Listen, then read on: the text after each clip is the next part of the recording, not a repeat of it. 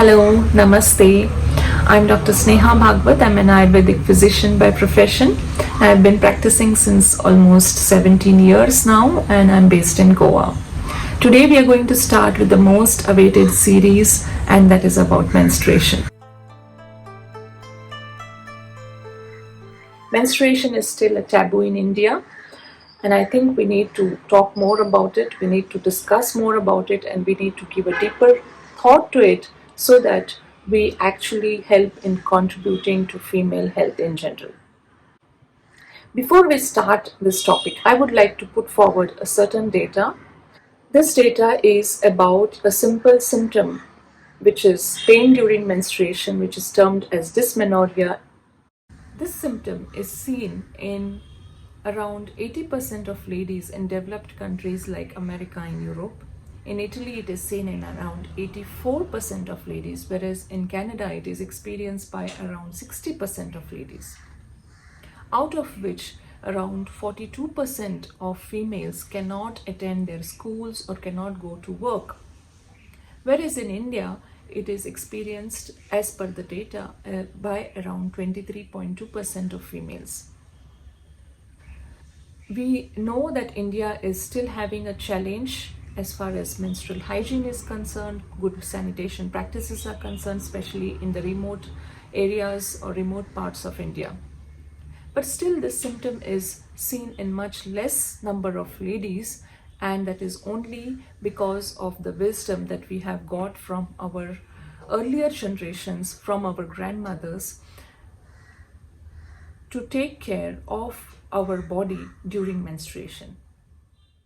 If we see all the traditional practices or cultures or the family habits, then we understand that during menstruation, when a female is menstruating in a family, everybody would know about it.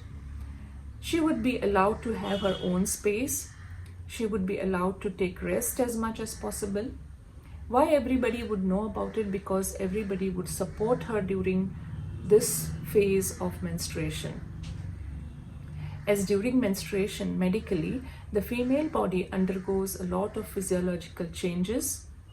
The hormonal system is at its peak. The uterus is literally weeping. So it is expected that the female body is at ease and at rest, follows a good dietary pattern, follows kind of relaxation or tries to relax herself psychologically and physically during menstruation.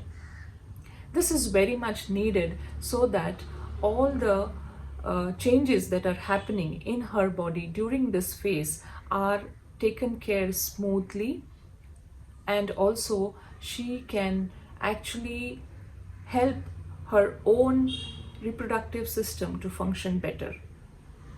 So this is the first tip which I wanted to share with you, that is, during menstruation, try to take adequate rest. You may not be able to take complete rest, I know about it, but try to take adequate rest. Disengage yourself from any extra activities which can be postponed to a later time, and also do not get yourself involved in any kind of stressful or even exciting activities.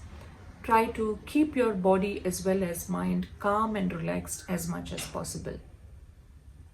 My dear friends, we are going to discuss more about menstruation. We are going to have more tips on menstruation.